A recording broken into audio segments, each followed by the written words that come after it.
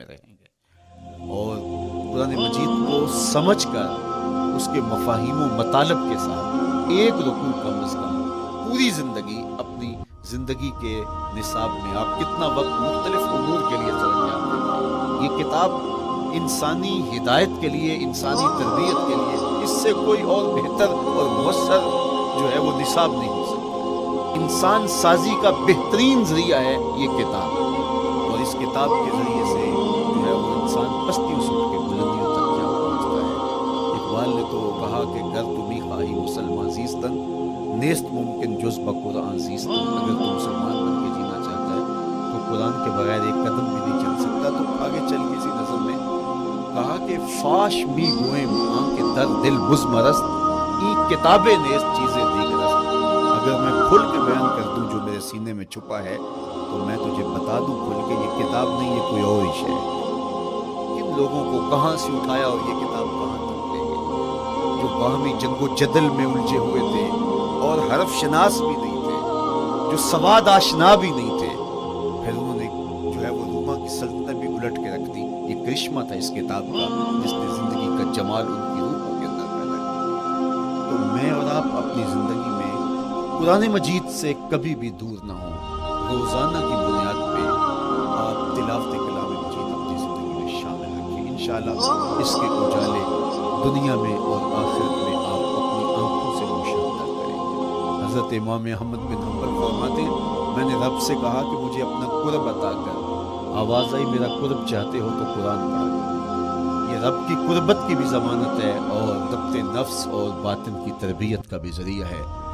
اچھا، دوسری بات والاقتداء بسنت رسول اللہ صلی اللہ علیہ وسلم، ہمارے لیے بہترین نمونہ ہمارے حضور علیہ السلام حضور کے دیا ہوا نظام حیات ہے جس پر حضور نے خود عمل کر کے دیکھا۔ میرا عشق رسول، میری محبت رسول اس بات کا تقاضا کرتی ہے کہ میں ان کے طریقہ حیات کے مطابق اپنی زندگی گزاروں۔ اسلام دعوے کی بات نہیں کرتا، دلیل ہم سے مانگتا ہے۔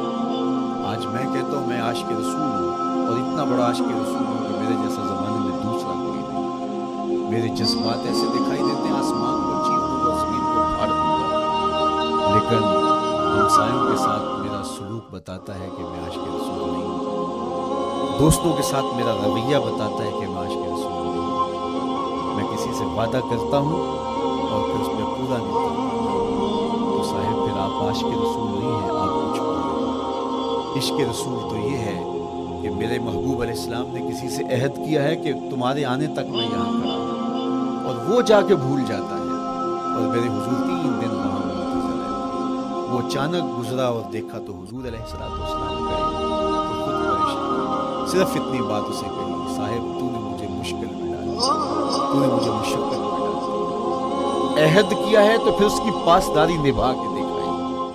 اللہ اکبر، میں اگر حضور سے محبت کرنے والا ہوں تو میرا رویہ بتائے کہ میں عاشق رسول ہوں۔ میری زبان پہ جھوٹ نہیں بول سکتی۔ آپ سے پوچھا گیا کہ مومن بزدلی کر سکتا ہے؟ کہا نہیں، بہادر ہوتا ہے، لیکن ہو سکتا ہے کبھی اس سے بزدلی سرزد بھی ہو جائے۔ پھر پوچھا گیا کہ مومن بخیل ہو سکتا ہے؟ کہا نہیں، سخی ہوتا ہے، لیکن ہو سکتا ہے کبھی اس سے بخل بھی سرزد ہو جائے۔ پھر تیسرا سوال حضور سے کیا گیا، مومن جھوٹا ہو سکتا ہے؟ فرمایا جھوٹا نہیں ہو سکتا۔ یہ پکی بات ہے کہ مومن جھوٹ نہیں بول سکتا۔ میں اور آپ اپنے رویوں میں دیکھیں کہ ہم کھڑے ہیں۔ آج ہم ان جگہوں پہ بھی جھوٹ بولتے ہیں جہاں جھوٹ بولنا ہماری مجبوری بھی نہیں ہوتی، چونکہ یہ ہماری فطرت ثانیہ اور عادت بن چکا ہے، اور ہم اس کو برا ہی نہیں سمجھتے۔ جبکہ جھوٹ جب کوئی شخص بولتا ہے، حدیث پاک میں آتا اس کے منہ سے بدبو نکلتی ہے، رحمت کے فرشتے 1 میل دور ہو جاتے ہیں۔ اور سویر سے شام تک جب ہمارے معمولات یہ ہوں تو پھر ہم کہاں کھڑے ہیں اور رحمت کے فرشتے کہاں کھڑے ہیں؟ تو حضور علیہ السلام کی سنت کا اتباع حضور کی محبت کی دلیل ہوگی۔ امام قرطبی نے لکھا ہے اللہ کی محبت کا کوئی دعویٰ کرے تو کیا دلیل ہوگی کہ یہ واقعی کوئی بے الہی ہے؟ تو کہا اللہ سے محبت کا دعویٰ کرنے والے کے لیے دلیل یہ ہے کہ وہ قرآن سے پیار کرے۔ قرآن سے پیار اور قرآن سے محبت کی دلیل یہ ہے کہ حضور کا پیار، حضور سے محبت کی دلیل یہ ہے کہ سنت رسول سے پیار کرنے والا، اور سنت رسول سے प्यार करने की दलील यह है कि बिदआत से इज्तिनाब करने वाला हर वो तरीका जो मेरे हुजूर ने नहीं दिया उसको इख्तियार न करे, उस तरीके को इख्तियार करे जो हुजूर अलैहिस्सलाम का अता करे। तीसरी बात, अक्लुल हलाल, ये वो बुनियादी उसूल है जो हमारी जिंदगियों में उतर जाने चाहिए और हम एक साले और खूबसूरत इंसान बनकर इस मुआशरे का हिस्सा बन सकते हैं। अक्ल हलाल जिंदगी में शामिल हो तो जिंदगी को जमाल नसीब होता है और बातिन और ज़ाहिर को तमानियत नसीब होती है। अगर रिस्क पाक नहीं है तो आप काबे भी जाएं तो वहां भी आप महरूम पड़ेंगे। मेरे हुजूर अलैहिस्सलाम ने फरमाया, एक बंदा लंबा सफर करके गया, अश अकबर के लफ्ज़ है, उसके बाल बिखरे हुए हैं, सफर की गर्द पड़ी हुई है और लिबास भी फटा हुआ है, शिकस्ता हालत, परागंदा और खड़ा है काबतुल्लाह के सामने। ये मुद्दु यदैहि, दोनों हाथ लंबे कर करके दुआ मांग रहे हैं और क्या कहता है, ए अल्लाह व मतअमुहु हरामुन व मशरबुहु हरामुन व मलबसुहु हरामुन व गुज़िया बिल हराम। फरमाया उसका खाना हराम का है, उसका पीना हराम का है, उसका लिबास भी हराम का है। मेरे हुजूर फरमाते हैं, बताओ उसकी दुआ कैसी हो। अब लंबा सफर काट के हरम काबा में पहुंचे, गुलाब को पकड़ पकड़ के दुआएं कर रहे हैं, लंबे लंबे हाथ करके दुआएं मांग रहे हैं, मुल्तजम से लिपटा हुआ है, हतीम में सजदा रेज होके रो के दुआएं मांग रहे हैं, लेकिन दुआ कबूल नहीं होती। क्यों? इसलिए कि उसके पेट में लुक़मा हराम है, उसके बदन पे लिबास हराम है। तो इस्लाम ने जितना जोर हलाल कमाने, हलाल खाने और हलाल इख्तियार करने पर दिया है, तो एक मोमिन अगर इस्लाम के मुबादियात से भी आगाह हो तो उसकी तो जिंदगी के अंदर जो है वो हराम हो सकता है, बल्कि वो मशकूक से भी इज्तिनाब करे। चौथी चीज, कफ़ुल अज़ा, अपने आप को ऐसा बनाओ कि तुम्हारे वजूद से किसी को ज़रर और तकलीफ ना पहुंचे। हमारा इस्लाम तो हमें ये बताता है कि तुम प्याज या लहसुन खा के मस्जिद में ना जाओ कि तुम्हारे मुंह से जो स्मेल आती है उससे किसी को तकलीफ ना पहुंचे। तो ये इस्लाम की दी हुई तालीमात हैं कि मस्जिद में भी जाना है तो अपने आप को देखो कि तुम्हारी हालत क्या है, तुम्हारी वजह से किसी को तकलीफ ना पहुंचे, तुम्हारे रवैये इतने खूबसूरत हो, तुम्हारे हमसाए बताएं कि ये वाकई मुसलमान है। मुसलमान की तारीफ की गई, अल मुस्लिमु मन सलिम अल मुस्लिमून मिन लिसानिही व यदिही। मुसलमान कौन है? जिसके हाथ से, जिसकी जुबान से दूसरा मुसलमान भाई तो वो मुसलमान। अल्लाह, अस्सलामु अलैकुम, इसको कहते हैं तहियतुल मुस्लिम, मुसलमान का तहय्युद। इसमें इसके मानी पे गौर करें तो हम उसको जमानत दे रहे होते हैं, अस्सलामु अलैकुम, तेरे ऊपर सलामती हो। तो हम अपनी जानब से उसे जमानत देते हैं, मेरे भाई मेरी तरफ से तेरी इज्जत, तेरी जान, तेरी आबरू सलामत है, अब मेरी जानब से तू परेशान नहीं होना, मैं तुझे सलामती की जमानत देती हूँ। और वो आगे से क्या कहता है, वालेकुम अस्सलाम, मेरे भाई फिर मेरी जानब से अगर सलाम का मफ़हूम अच्छी तरह हमारी दिमाग में उतर जाए तो फिर ऐसा हो नहीं सकता कि हम जिसको अस्सलामु अलैकुम कह दें फिर उससे हम धोखा करें या उसकी आबरू पे हमलावर हो या उसके माल पे हमलावर हो जब अस्सलामु अलैकुम। क्योंकि जो हमें लफ्ज़ बोलने के लिए कहा गया उसके पीछे फ़लसफ़ा है लफ्ज़। ये फूल है, इनको देख कर सुभान अल्लाह कहने का कहा गया है, पहाड़ों को देख के अल्लाहु अकबर कहने का कहा गया है। पहाड़ों को देख के सुभान अल्लाह कह दें और फूलों को देख के अल्लाहु अकबर कह दें, ऐसा क्यों नहीं कह देते? लेकिन नहीं, इसलिए कि जब पहाड़ों को देखते हैं तो दिल में उनकी हैबत पैदा होती है। इतने बड़े पहाड़, समुद्र को देखते हैं तो उसकी हैबत पैदा होती है, इतना बड़ा समुद्र हद नजर फैला हुआ, तो जब उसकी बड़ाई पैदा होने लगती है तो फौरन पलटाया गया अल्लाह की बड़ाई की तरफ और कहा बोल अल्लाहु अकबर, ये भी मेरा अल्लाह बड़ा है। और फूल को जब देखा तो इसकी लताफत की तरफ उलझने लगे, कितना खूबसूरत है, दर्जों में कैसे खुशबू बसी हुई, कैसे रंग हैं, कैसे जमाल हैं। अल्लाह अकबर। वो क्या किसी ने कहा था ना कि दर्जों की लताफत में खुशबू ने आमा पाई, गुल चीरने वाले ने किस शान से चीरा। तो क्या कमाल है यार, क्या पत्तियां हैं, क्या रंग है, क्या खूबसूरती है, क्या लताफत है। उलझने लगे, कहा बोल सुभान अल्लाह, ये क्या है जिसने रंग भरे हैं वो पाक है। तो तेरा दिल उलझ ना जाए। तो जो हम बोलते हैं लफ्ज जहां भी बोलते हैं उसके पीछे एक फलसफा होता है। अस्सलामु अलैकुम ये तहियतुल मुस्लिम है। जब हम किसी को कहते हैं अस्सलामु अलैकुम तो उसको हमने जमानत दे दी, बस बात खत्म। अब जो है वो मेरी जानब से तू माफ हो जाए। लेकिन हम सलाम भी ले रहे होंगे और हाथ भी काट रहे होंगे और उसकी जेब भी काट रहे होंगे, फिर सलाम नहीं किया हमने, मुनाफिक। तो कफ़ुल अज़ा चौथी चीज़। और पांचवी चीज़ इज्तिनाबुल मासी, गुनाहों से अपने आप को बचा के रखना। नेकी करना बहुत अहम है, लेकिन नेकी करने से ज़्यादा हम अपने आप को गुनाहों से बचाएं, क्योंकि शर की कुव्वतें हमारे साथ जुड़ी हुई हैं। इसलिए अपने आप की हिफाजत जब हम करेंगे तो हम एक अच्छी सूरत में आगे बढ़ेंगे।